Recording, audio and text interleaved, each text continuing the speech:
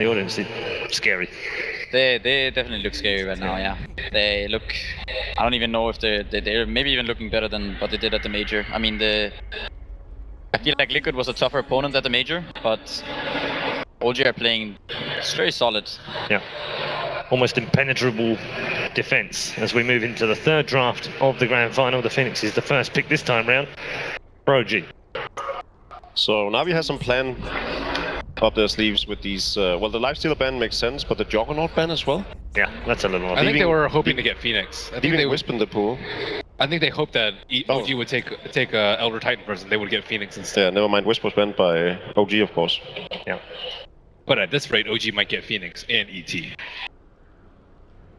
Yeah, what did they take here? Batrider, Earth Spirit, was it? That's what they tried last time, right? Mm-hmm. Yeah. I like the Nyx solution that they used in the... Alright, they're going to switch things up. In the Major. Okay, so it's Avoid ET this time. You weren't that impressed with the ET in game 1, were you? Not so much. The thing is, I don't know how much it is the heroes right now. I feel like it's... The thing is, I think OG are kind of drafting them a bit into a corner. It's one of the things I feel about OG right now is that they have figured out this patch really well, I think. They're a really difficult team to draft against because they play all of the heroes that are strong right now. There's Phoenix, Earth Spirit, they're good with all of those, the Nyx. And they're pressuring the lanes a lot. So it's very difficult to play against this team right now. And you really can't outgreed them because they're one of the teams that can end the game at 20-25 if you even just pick a slightly too greedy lineup or just have one mistake in a big team fight. So that's, that's a characteristic of one of the good teams in this patch. You can end games early. So as we talked about, Navi need to focus on their early game. This game, it looks like they're just kind of all in on team fight. I like the Faces with Elder Titan opener. I don't really like Elder Titan so much in their hands. It's more so that they take it away from OG. So a nice safe opening yet again from OG. Yeah, this is pretty unusual though. Most teams don't like revealing both their supports in the first two. I think it's okay when they're not in a hurry to pick up an offlaner. There's probably not anything they really feel like they need to have. Yeah, and I also think the Nyx is a hero that you don't really want to pick the Nyx into the Faceless Void. It's not great playing that hero. You can just chrono him when he's raged, and then after the rage, it's easy to deal with the hero. And I think Elder Titan's actually decent against them too, with the Earth Splitter. Yeah. This is actually just a ploy. Both of these heroes that Navi have so far is great for setting up for hooks. Just chrono and then you hook. Yes. I wish. Yes. I wish. Great analysis. I would love to see a punch. I have a feeling it's not coming. Don't give up hope. Hey, I just want to see a Windrunner. It's much more likely. We could see Navi like tend towards draft some other teams and put something less flashy, like a Death Prophet mid. I think it's kind of more stable for them. Yeah. Combos well with Faceless Void as well. Yeah, and just not relying on Dendi so much to carry them and just go for the typical team fighter mid and then go for something a little bit harder for Daya Ra.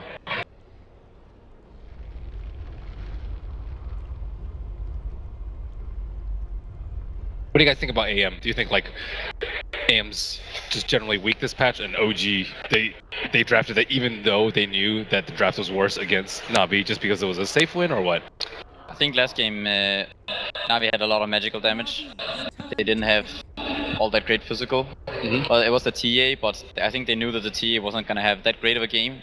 And then there was the Slark, and aside from that, it's an Earth Spirit and a Batrider. There's no real catch. It's kind of hard for them to deal with that anti-mage without. Yeah, they didn't have good catch. They also had a lot of magic damage, and they're gonna be extending spells to kill OG's heroes because of the boat. So the anti-mage is gonna be really effective. And they probably already determined that it would be a utility Kunkka, so they needed that hard carry. And what better than to pick an anti-mage for Miracle? Well, it wasn't like he hasn't played it before. It was only a month before. Which, yeah, it's kind of a while, but He's familiar.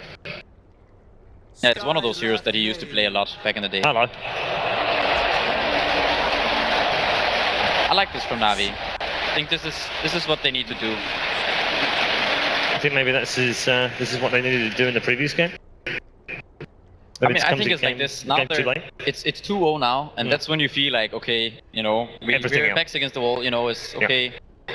Just go do what, you know, give it our best shot. Try something different.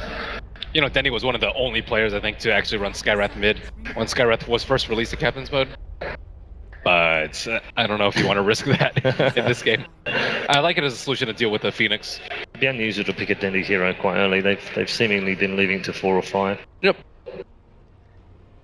If they could get something like a last pick Tinker against not a lot of catch, I think that could be really nice for them.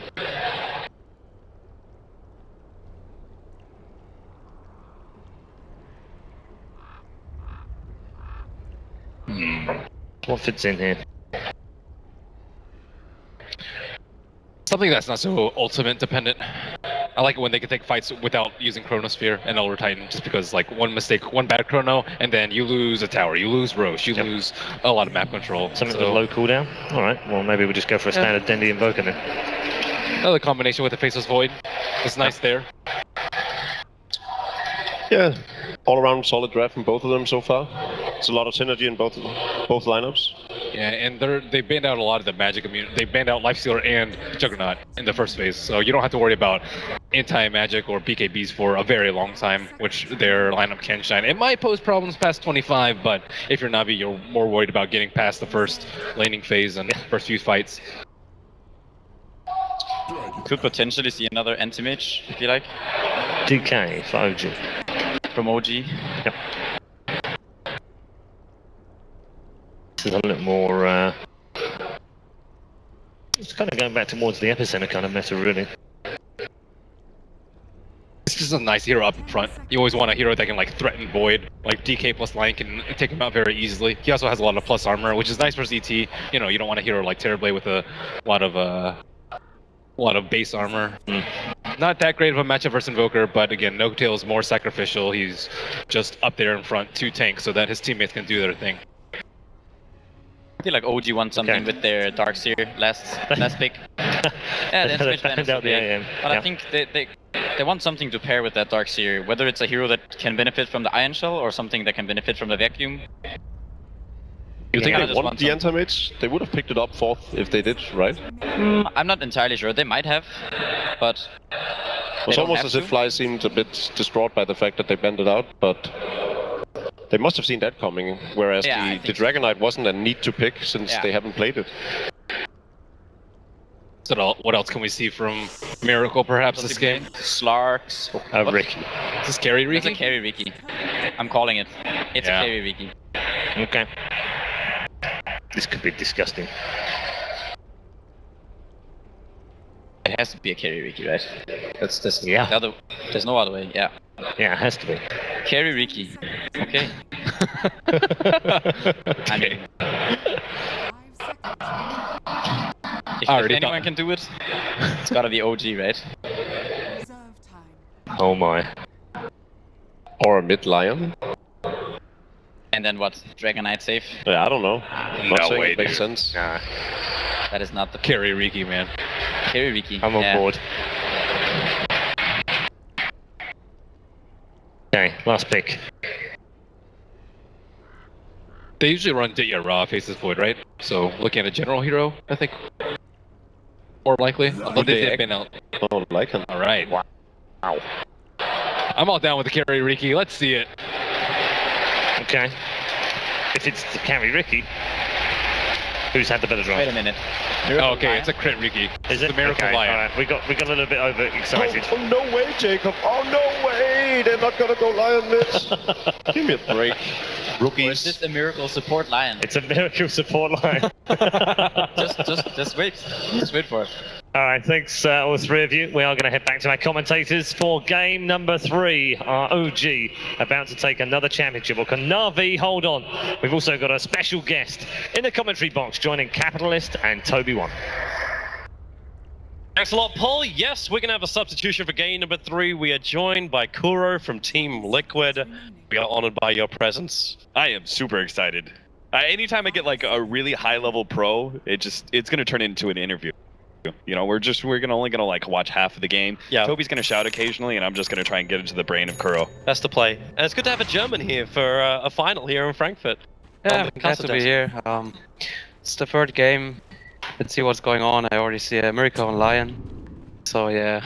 Yeah, this is already really different, right? The Miracle Lion mid. I thought for a second we were actually going to be seeing a carry Riki. The panel thought so too, but bring back the old days of Benex. How long has it been since like core Lion was a thing? I mean, in Dota 1 it was actually a thing. Yeah. The Chinese really like to play the Lion solo mid. MMY was a very famous Lion player.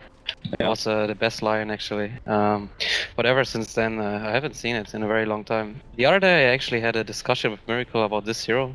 We discussed whether he's fun to play or not.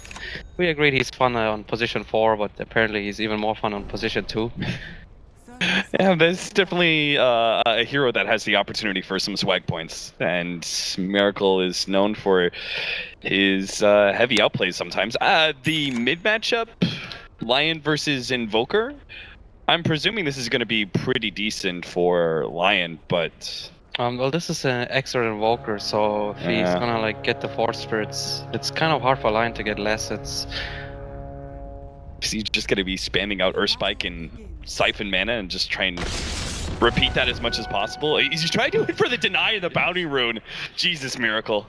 He's starting from the 0 minute mark just to see if he can outplay Na'Vi. He also went for the Boots of Speed first. That's an interesting choice instead of going for the Null Talisman. It's gonna have an even harder time. Actually, I see. He's actually gonna play support. All right. Okay. We're switching it up. So it is really actually is a one core Riki. It's a core Riki judging by his item build. Nice. Prit is a super big fan of Riki. If you can't tell by his Dota 2 icon in game, though I thought that he was a fan of offlane Riki, but apparently we're gonna be seeing it put into action as safe lane as Miracle jukes us all. Yeah. So they've switched roles. I mean, lineup-wise, I think Navi's lineup is pretty strong. It's pretty hard for OG to take actual team fights just because of Chronosphere and Lycan. It's kind of one of those lineups that is like it wins team fights and then it turns into push. That's what the Lycan in particular gives you. If you win a team fight, you guarantee take towers. That seemed to be a favorite of Liquid in particular. Yeah, Lycan is one of the few heroes that punishes you very hard when you lose a team fight, just because he's gonna take down your whole base very quickly or take the Roshan. It seems like, at least this is how I feel about it, the carries, we seem to go one or two directions. It's either going to have some sort of pushing carry that punishes you after you lose a team fight, or it's a carry that scales really well into the late game and is just really tough to gank. Like Slark, I think, is one of the really good examples of those type of heroes that it just becomes difficult to make rotations to that safe lane. Yeah, right now strategy is a little bit of a weird spot. We've been seeing every team has their own idea of the game. We barely have similar teams in terms of strategy. Everyone's trying to figure out what the best stuff is. The patches keep refreshing and new balance updates keep coming. Do you feel like the last patch changed things particularly much? It's hard to say just because it's so new. Right. It usually takes at least 2 weeks for things to solidify. But there has been like minor changes. Oh, Moon. nicely played. He's bringing Didier so low. It's like the 3rd chase he's had against him now. And like, what's your punishment? R-Style's gonna move in, throw 1 orb, and Moon completely unfazed.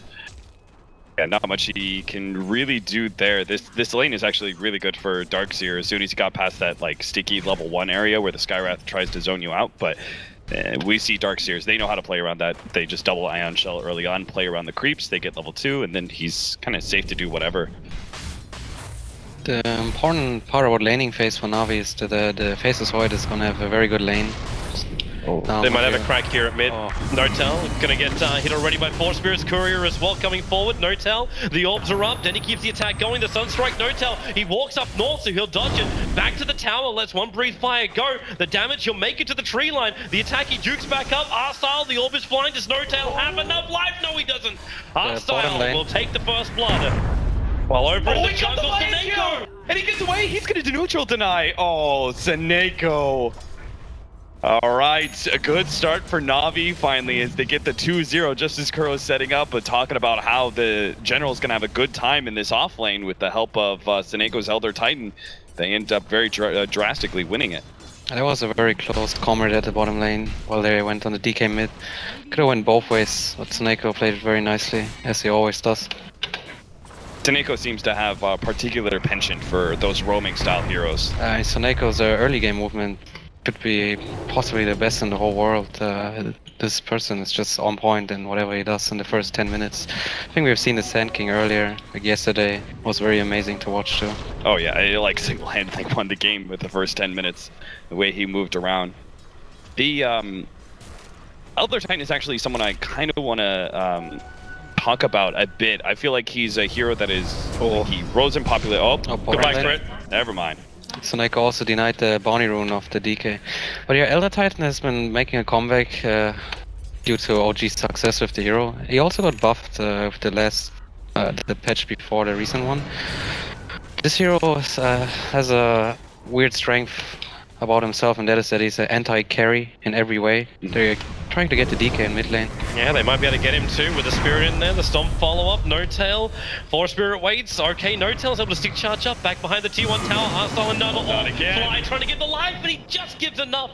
Thanks to the Sunray, he'll be able to walk his way all the way back home.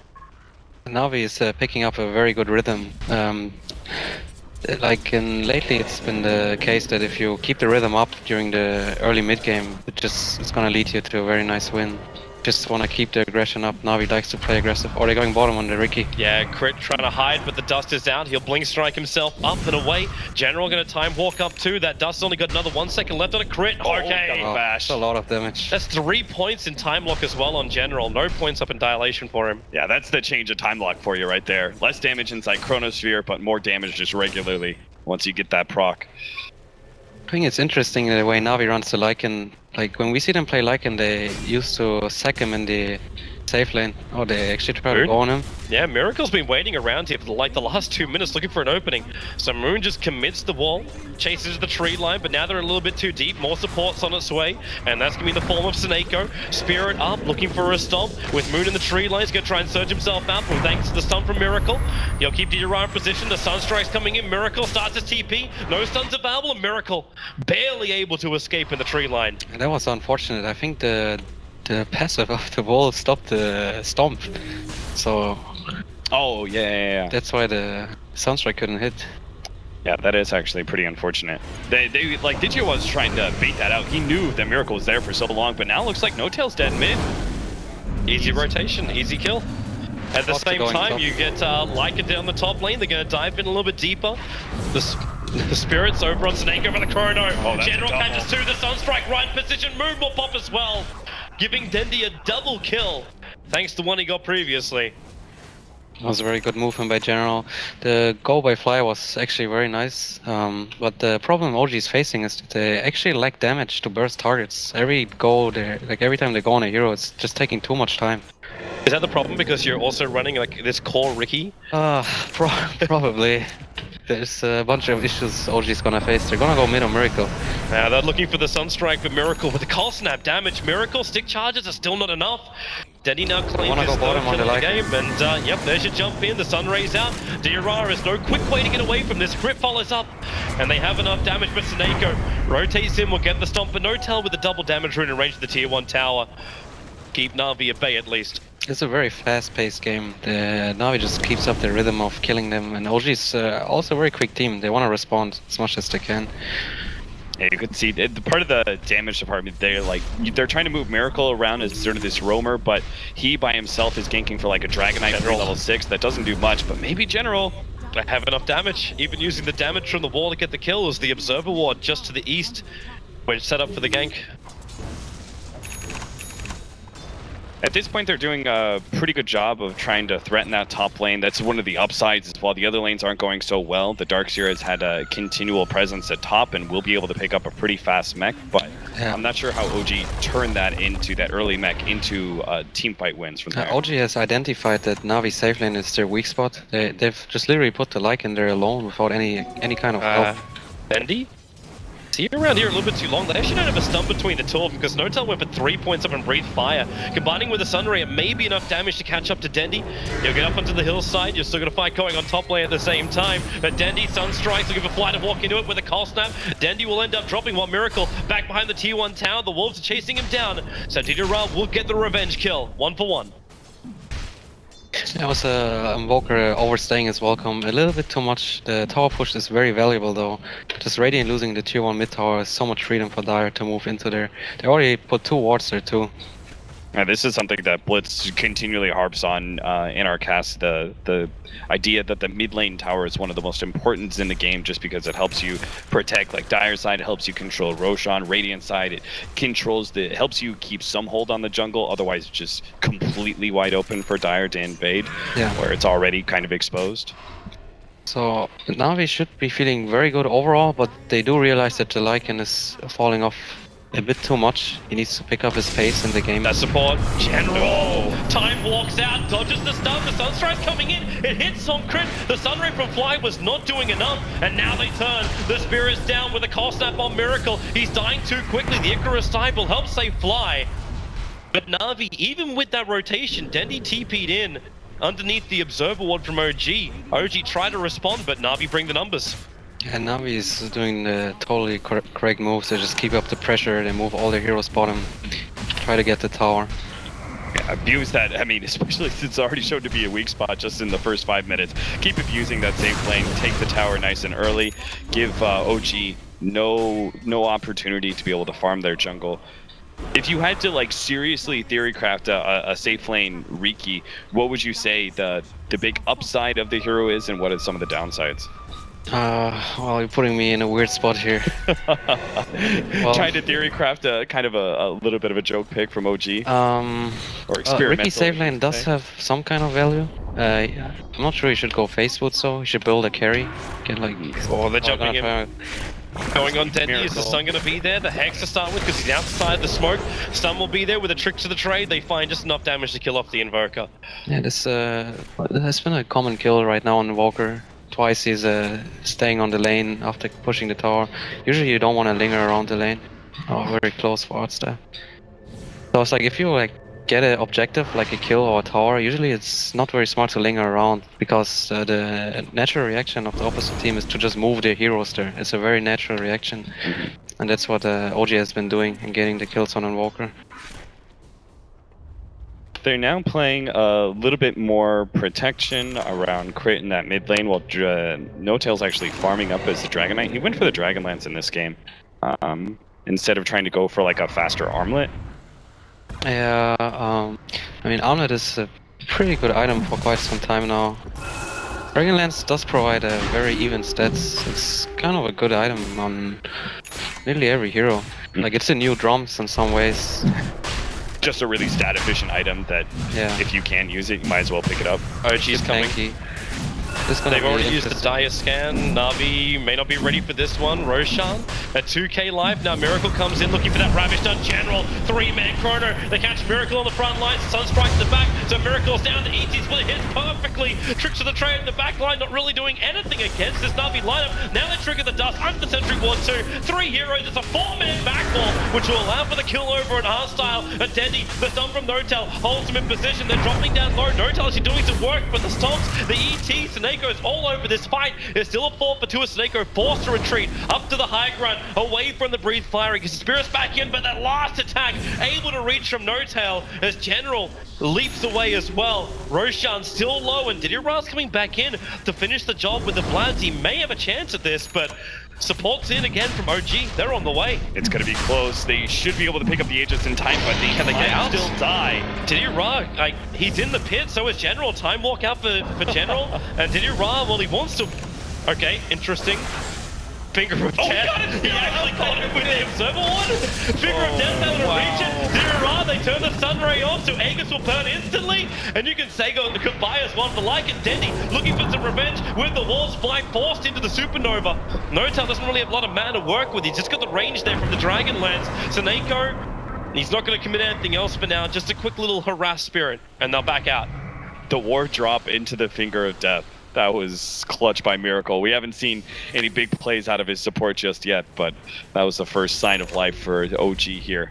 Yeah, that was a really good move by OG to contest the Roshan. OG's been very good at contesting Roshan lately, and it paid off for them. That wasn't a good move for Na'Vi. They lost more than they gained.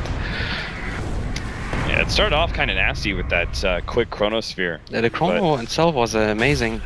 Just didn't come together enough. The Lycan couldn't dish out enough damage. He's like having a hard time with getting items. He's having a hard time finding his place in the game. Yeah, it's kind of weird, right? The Na'Vi, they seem to do so well in the laning phase, but their two most important heroes, the Invoker and the Lycan, had a very rough time. Lycan in the laning phase was obviously shut out by Darkseer and repeatedly ganked, and then the Invoker as well got picked off one too many times. And their item progression is important because it provides all the damage for Na'Vi. And the Necro Free on Lycan is extremely valuable in this game. It can shut down the Riki and the Lion just by itself. But this Void is essentially the real carrier of the game. He even went for the Midas. General. So Lycan is like a position-free hero. I mean, Na'Vi has kind of planned on that, and OG's smoking to kill that Lycan one more time. They're also going to reveal their new item, which is the armlet over on Notel. Looking for the opening with a quick surge up with the Iron Shell. You can say goodbye to Lion, but Didira being Sunray down the top. So Miracle just gets picked off in the river. Normally you would say like, oh, but they got the kill on Miracle for Didira. That's a fair trade up, but joke's on you, Na'Vi. That's just a support Miracle. Miracle with the third lowest net worth in the game. OG is playing very well. They started to group up and get the kills. They isolate the target and just get the kills by overwhelming their like heroes like the Lycan. I feel like Na'Vi should just do the same though. They shouldn't be afraid of facing the issue. That is OG. They should just move together and try to find kills on every Chronosphere. I feel though that Na'Vi is a little bit angsty. It's probably the result of the games before and they're having a hard time against OG. Is it also something maybe OG was thinking when you pick up a core Riki that Na'Vi doesn't have any real experience playing up against it? Or do you think it's just like a little bit of, hey, OG, they want to just try anything? I think they're just, to put it nicely, experimenting. That would be the good way to put it. They still have the Dragonite top of the net worth, so Notel's progression in items has been pretty good, but they do have to start worrying about the double minuses of Na'Vi and how that's going to start filling out that net worth chart for them. Na'Vi, taking Kuro's advice here, are going to be grouping up a bit more when they have the Chronosphere off cooldown and start pressuring some towers with the Exort Invoker. Yeah, it seems like there will be a tower trade. The question is if Na'Vi actually wants to contest the mid lane. General already TP'd in. Yeah, they want to fight the mid lane. With that leap to get a Chrono, he can catch out 3 right now, but the stun from Notel will catch him. The Spirit's falling up for Snake. There's a create space, but no! The Finger of Death from Miracle will remove the Chronosphere. You have taken on the line with a splitter available. Notel, no way to escape it. Didira also moving off that top lane. Yeah, bottom lane, they try to get the Invoker too. Does Crit have enough though? Like, then he's gonna jump in Viz, Moon's coming, but they got no detection. Yeah, Crit, I think he was waiting, and he kept on waiting, hoping that someone would come with some extra detection for him, because he knew that was just gonna be a problem. As soon as he gets outside of that silence, you should... These kind of movements, they're like related to how cleanly you can set them up. So we see like Na'Vi pushing bottom, and they want to defend the tier 1 mid tower at the same time. You could say it's a greedy idea, but I do like the move. Also unfortunate that the General couldn't pull off the Chronosphere. But it was still worth it for Na'Vi. Yeah, great reaction there from Miracle, seeing that one. A large part of it is the way that Na'Vi, like, they send their initiators back first, but still keeping the Invoker on the front lines. It might have even caught OG by surprise if maybe it had been nighttime or something. That kind of rotation might have actually meant a full Chronosphere. Oh, definitely on nighttime it would have been, like, nighttime is going to be favorable for Na'Vi either way, just because they have the Faceless Void. Yeah. OG have a target to smoke too, thanks to that aggressive ward that's down. That's the second ping we're seeing come out from Fly. We finally get an Necronomicon. Yeah, it's a big pickup for the Lycan. He can now just hunt on the line by himself. Lion does have a blink though. Yep, and he's ready to use it. The Observer Wards, he's perfectly Didira. Surge on Miracle, the Actually doesn't find the blink area. There's no vision from Na'Vi. They do not see anyone from OG moving up until finally the Wolves have made a little bit of a move down. So they'll see Notel. Yeah, right now Na'Vi is playing very well. They're utilizing the map correctly. The Invoker's just pressuring bottom. Like defending the mid tower just leads to the bottom tower dying anyway for the Invoker. I think Na'Vi wants to contest this once more. The immediate smoke pop. They still get the tier 1 tower and they've got all the information too. It's a long jump forward, Miracle. The crits right on top of Didier up inside the jungle area. But when Time walks back, they realize that maybe there isn't a counter initiation straight away. Blink strike up from Crit. Try and slow down Didier. Miracle's going to arrive as well. No Finger of Death, but they've still got the stun controls. Going for the extra attacks, the tricks of the trade. Moon actually backs in for the kill. They get the wall off. Moon, does he have enough life? No, he doesn't. He'll be brought down, and now it's actually General having a time walk off the damage, but Crit, Blink striking forward, the Nova, forcing Na'Vi back into their base. Dendy, he's just out of range. He'll survive on 5 HP, looking for the last hit, Spirit hit. It's not going to come. So a 1-for-1 trade-off with the Stomp. Crit and Fly will have to stick around for a little bit longer, but there's no follow-up from Na'Vi. That was so close to being great for OG, but they just couldn't quite finish off some of the heroes. Part of it being that the Elder Titan managed to get a pretty decent stomp that stopped the Crit from really continuing to move forward. And also them shutting down Crit in the first place. He's really not turning into that carry we hoped him to be. You know, Blackout Diffusal Blade and that sort of thing. It just means he jumps on somebody. He can't by himself guarantee the kill. He always needs line with him. Yeah, Crit is playing very well though. He keeps mining the Lycan and then just sets the pace for his team. Well, they're jumping in again. Snake go in the mid. Miracle commits the ultimate. So does Crit. Such a low cooldown as well. Like, essentially the movement of OG is dictated by Crit. He just keeps scouting out the Na'Vi heroes and the team just moves onto them. Would you say that that's like one of the big things about Dota 2 right now? It's just like so much about information and what you can get. That's why heroes like Riki and even a little bit earlier on Bounty Hunter were so highly valued. Yeah, it's always been the case. He's mid lane. There's the silence. Yeah, General should go down if Crit can finish up the damage. General now Time walks off a little bit and they go after Miracle. The back, the wall, the Meg charge is enough to keep him alive. As Zidira in that form, at least General's going to take a fall. Ira wants to go back in for Moon, realizing he's low, but all of OG came to defend that Na'Vi attack, and surprisingly also no one from Na'Vi didn't have everyone there. Dendy was still on bot lane. I mean, every kill on Miracle is a good kill, no matter what. So, the case of information is like, you want information in Dota, and then then the second step is how you evaluate the information. It distinguishes the winning teams usually, or like the best teams. And OG is excellent at both. Na'Vi has a good way of finding the targets with the Lycan. The Lycan Wolves are extremely good at just scouting out and doing stuff. But DTR is just having a really hard time in this game. He just really wants to get his items. One of the big things is OG so willing to group up to make sure they win these team fights, but Na'Vi do have the bit of an exploit, one of the few cores that can really truly split push and still potentially be there if he wants to be with the Invoker. Does he have boots of travel yet? Yeah, he has the travel boots. Right, so. There's a lot of burden on Dendy in this game. He's the highest farmed hero, as Invoker is usually. He has to do some magic for his team soon. General unfortunately kept dying like 3 times in a row, so he lost the pace of getting his items. Style. Well, he wanted to do a quick D-ward. Ends up not sacrificing any real big abilities from OG to find it, and now they'll actually D-ward the D-wards. I mean, the team fights seem to be kind of going back and forth, but it's always OG getting like consistent pickoffs. Yeah. Now he has to be careful. This Roche area is... especially against OG, they really love to protect the Roshan area. They either contest it or they just go there before. And the game before, we saw something similar with the Conqueror. They kept just camping the Dire Ancients and got kills over kills. Na'Vi, they should leave the Invoker alone and group up with the other heroes. That's their best choice of the game as for now. What about OG? If it is so important for them to be able to contest Roshan, is there not some value in them trying to 5-man push that bottom tier 1? Or do you think it just doesn't make enough of a difference? Naturally, the bottom tier 1 is a very good pickup to make the Roche harder for Dire, but it's just not worth it anymore. They had a rough safe lane. OG is smoking in too for the kill right now. with the Observer, what they see DRR pretty perfectly in Miracle. He's the frontline jumper again, the only one with that Blink Dagger. Because you do have crit ready to jump as well. DRR forced off the side, tricks a trade. You get that ultimate off, catching out Miracle and No-Tell the back wall. DRR gets pulled into it, and then the split. However, Arstal dropping low. General's going to join him as well in the grave. No-Tell, double kill for him. You lose Miracle, the initiator, but the rest of OG still standing. And damn, they're strong. A full Satanic on that DK coming into the fight. And he didn't even use it, really. Really helpful to sustain doing a lot of work this game. Yeah. It's just being the frontliner, and now he actually struggles dealing with this DK alone. They do not have enough DPS as of now to burst them.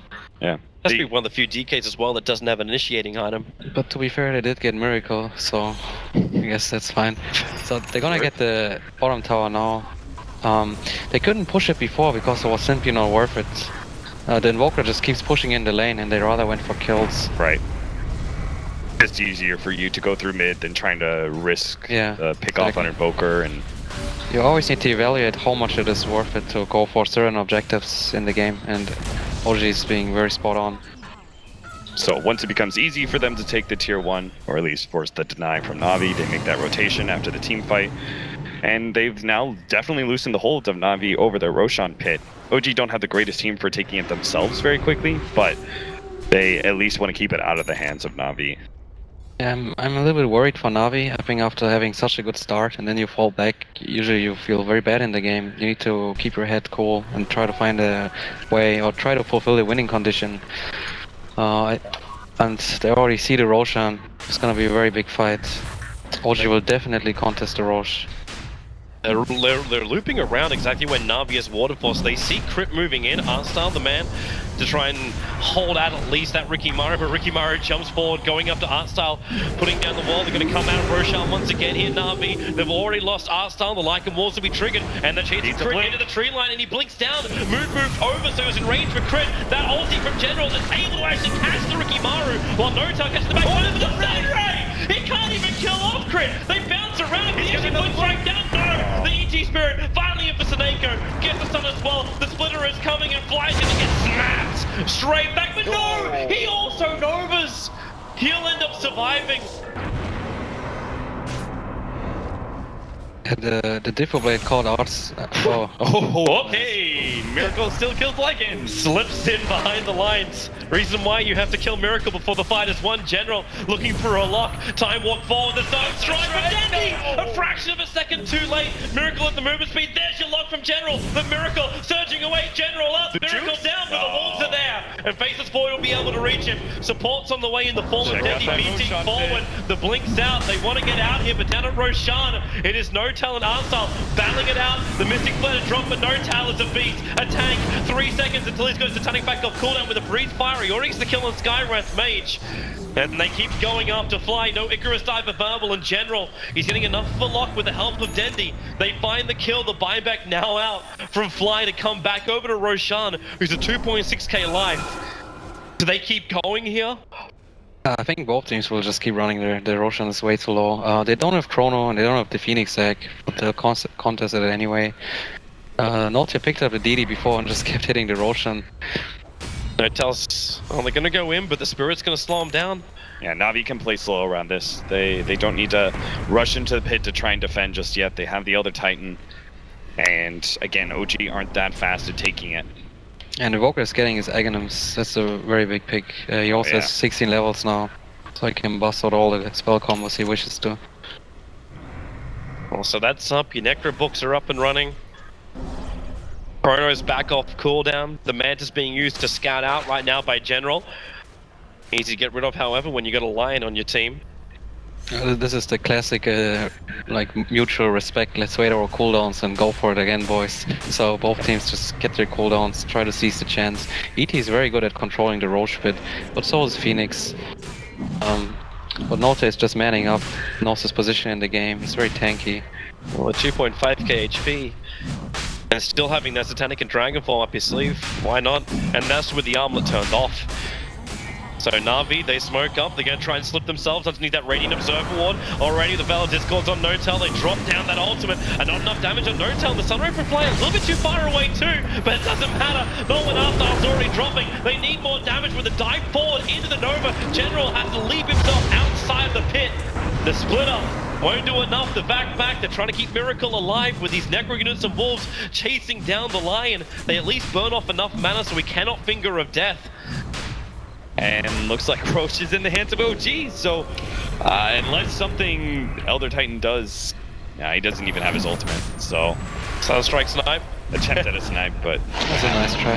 Yeah. OG kept their cool during the whole Roche engagement. It was a very impatient spellcasting by Na'Vi. It didn't really click together. The Skyriff ulti went out, Void didn't even Chronosphere, Voker used all his spells. It just shows how Na'Vi feels in the game. They just feel very pressured. No matter if it's a Miracle Line or a crit Ricky being on core, they just feel like they're getting pushed to the back of the wall. Can Miracle get this jump on bottom?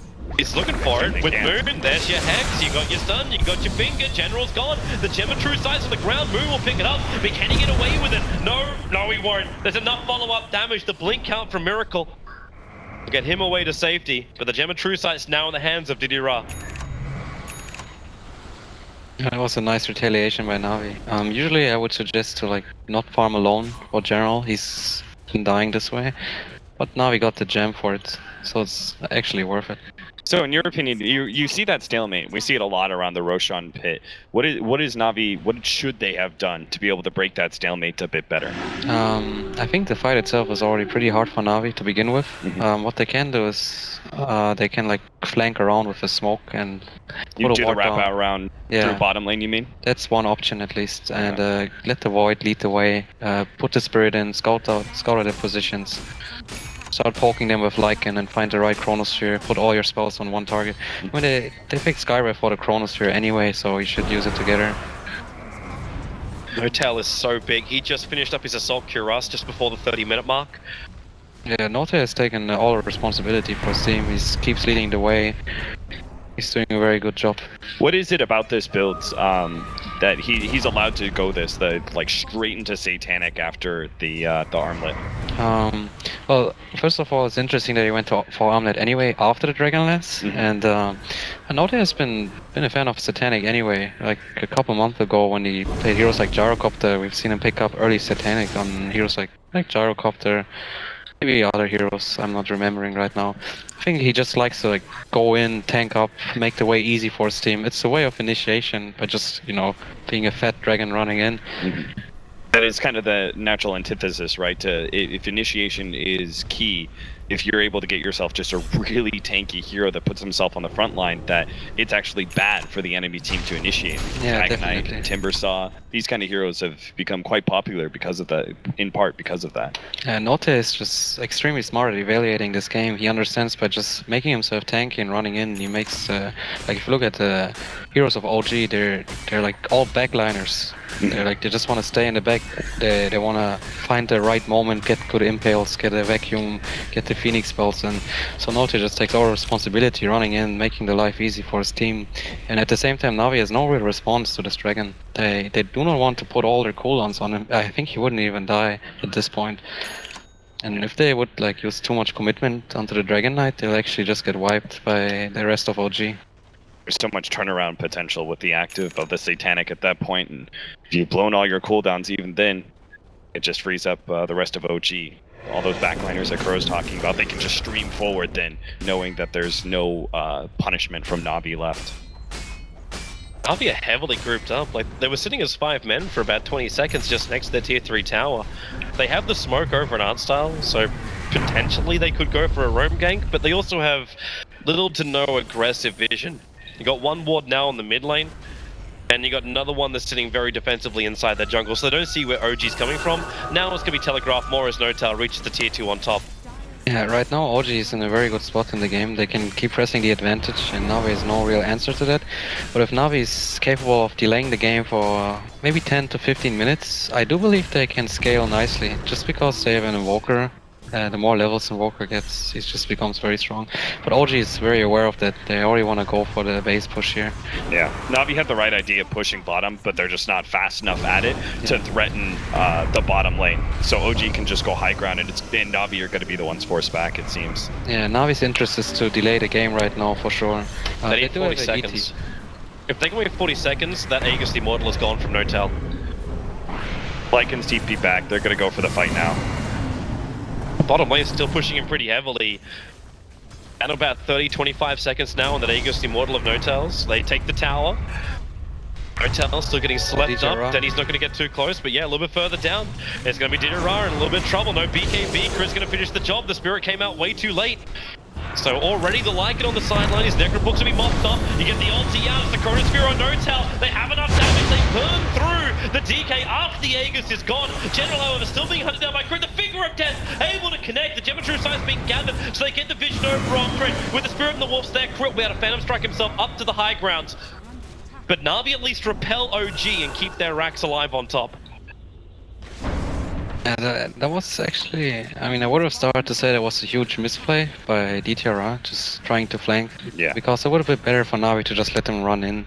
I think OG wouldn't have pushed anyway after losing the Aegis. I mean, they got 1 DK for losing 2 cores, that's still favorable for OG.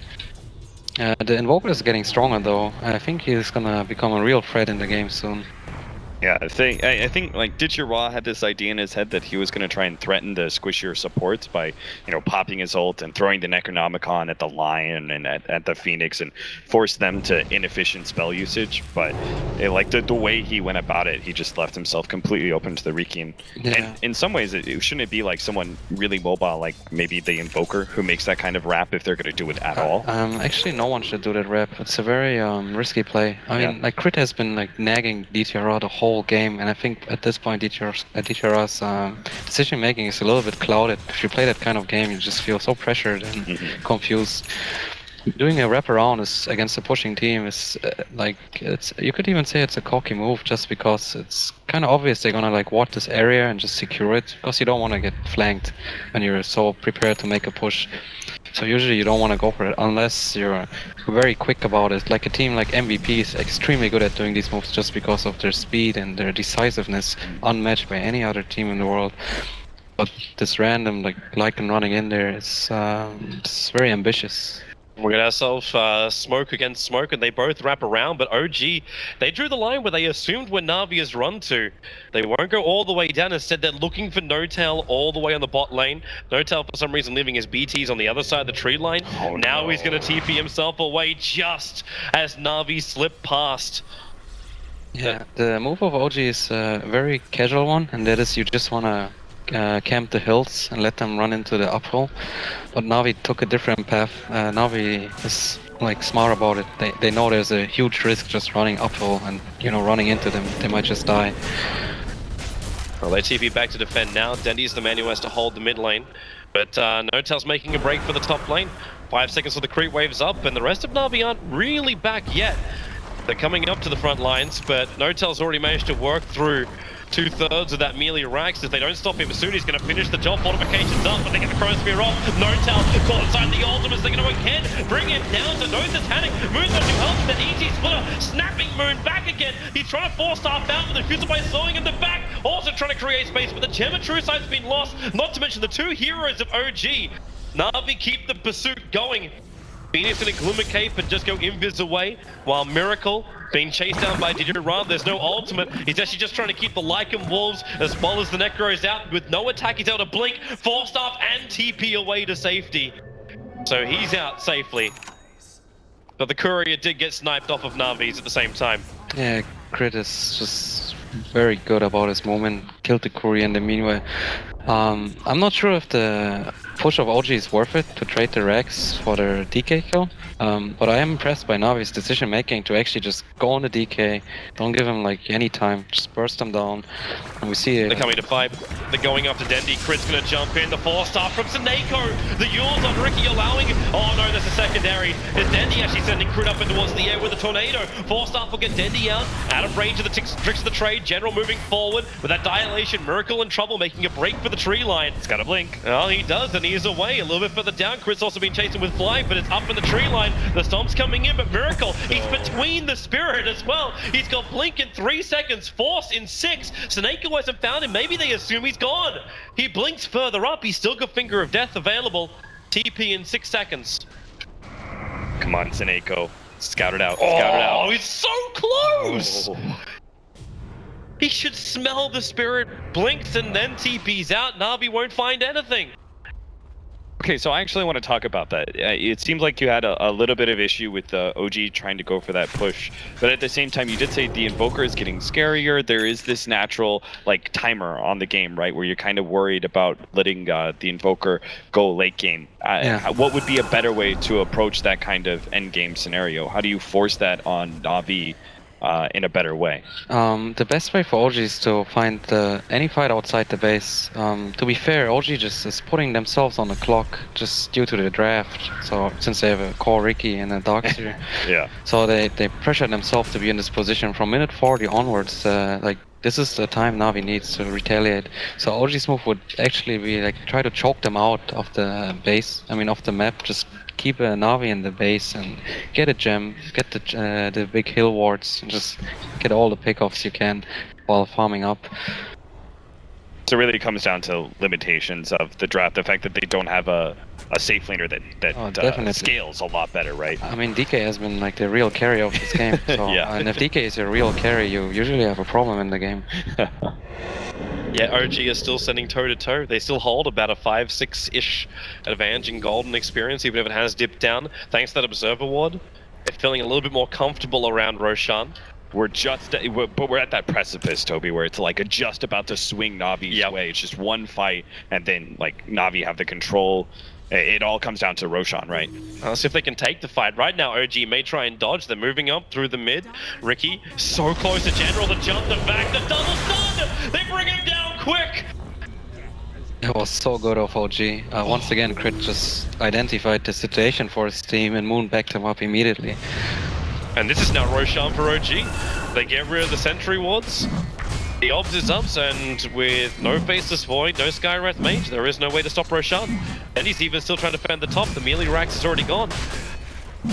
This is the plays OG has been looking for. Get the fight outside the base and just get the Roshan. I know they're gonna have an easier time. At the same time, I do believe Na'Vi still has quite a lot of strength to push them back. The Aegis is very annoying though. Like they can't do the move on a DK anymore. It just picks up the Aegis. All the other guys, they will just sit far behind the Dragon Knight hitting the base towers. One of the things that I have a hard time identifying as a caster is when I feel like a team should actually commit to the high ground push and when they should just try and suffocate out the map.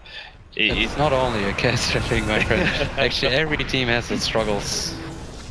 Well, Notel feels like now's the time to go high ground. He's still got the Aegis Immortal, but it's thrown away for free underneath the tower. The Sunray's going to be triggered. Moon backs only a creep wave. And Four Staffs, looks like OG want to get the hell out of here. The Ice Wall's up. Notel respawns him. The Ice Wall's making it difficult to get out. The Four Staffs will help him to do so. But do you run to cover that BKB as well as Wolfbomb? He's chasing down Miracle. This is the way to kill OG. Bring down that support Lion. And even then, they can't do it. They couldn't even do it. He gets out. They're on the chase. Na'Vi, they do have Chronosphere available, but they need a target, they need to see something. The Observer Ward's up from OG, so they know exactly where Na'Vi are running, so they can regroup, get their thoughts back together again. Oh boy!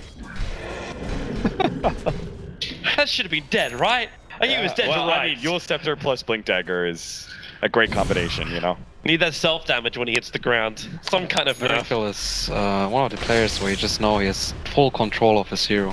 Yeah. Like up to 99% to 100%. He's excellent at spellcasting and clicking his items. The push was very unfortunate though.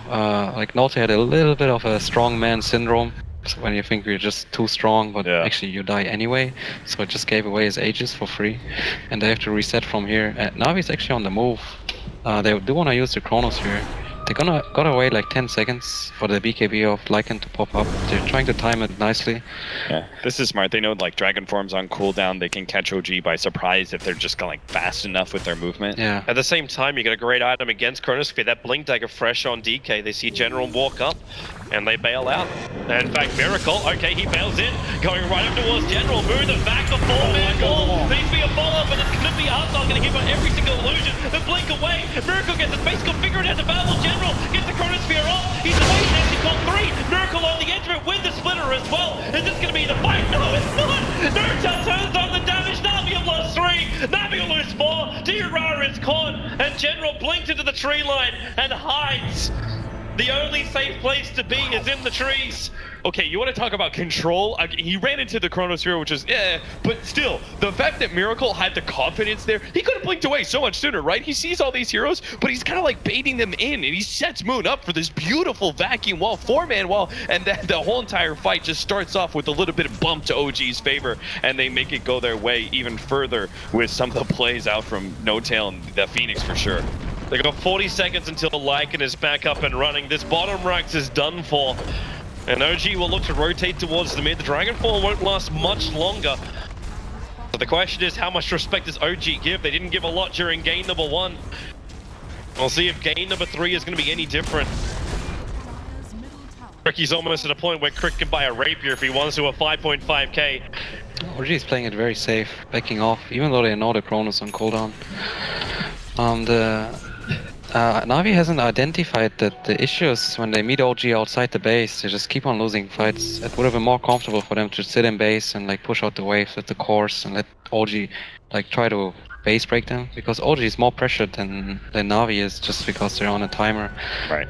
At the same time, the smoke could have worked, to be fair, but General didn't jump in the DK and chrono him. I feel like that should have been his move. The problem is when you smoke in and you find a target and you don't go in right away, the opponents just have a lot of time to evaluate the situation and just, retaliate. Yeah. So they've given OG a lot of time to just calculate the situation for themselves and take the correct fight. We saw Moon responding extremely good with the vacuum wall and his Shivas. He actually has a refresher on Darkseer too. And they've got the Ags from the Phoenix. So they've got a good saving mechanism for No-Tail if they try and commit that sort of like heavy. The first couple of times where the push has gone out, they've defended by just like, going for the Chronosphere and just blowing everything on No-Tail, and they still have enough thanks to the Invoker to be able to still beat the rest of OG even after they've used most of their big cooldowns. But now they have the Ag saving grace that could actually make things real difficult for Navi to pop a hero. Yeah, the game has become very hard for Navi from this point. Losing another set of Rex, just a lot of gold for Radiant, and they're gonna be so pressured by the lanes, pushing in naturally with the super creeps. Now, if they had all 3 lanes of Rex, it would seem like, okay, you definitely should sit inside your base, but now you're in one of those like edges where you lose one fight, or even just the push. You can win the fight, but the push can still succeed, and the game's pretty much over because maybe they have Megas at that point. Do you still abide by the advice of sitting in base and defending for Navi, or is this a desperate enough scenario that maybe you have to go out and see if you can catch OG by surprise? I think by now they have no choice but sitting in base. My point before was like to not like actually sit in base with all the heroes, but to not force any fights in uncomfortable positions, like the Radiant jungle. Unless like I said, you just jump them very quick, you make a very quick decisive move. But now Navi just, you can see in their movement, they don't really know what to do. It's just very hard. The lanes just keep pushing in, and OG is just enjoying themselves, crossing the map from left to right and keeping the mid lane very controlled. There's a less important set of Rex left for them. I think OG is so eager to take the fight. There's no base towers left, so I think they might just go. They find Arsenal with the back.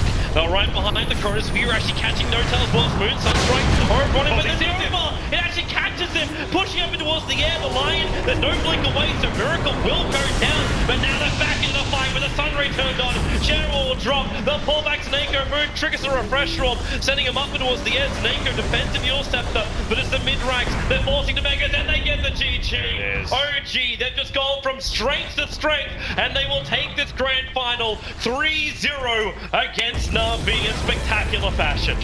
Unbelievable. I don't think I've ever seen a finals like this where game number 3 they feel so confident that they're willing to switch things up, and it answers the question, Toby, and is there anything that Miracle can't do? Well, no. The answer is no. Absolutely not. Quite clearly, no. OG, they're showing such a dynamic play, such a terrific team. This is the second time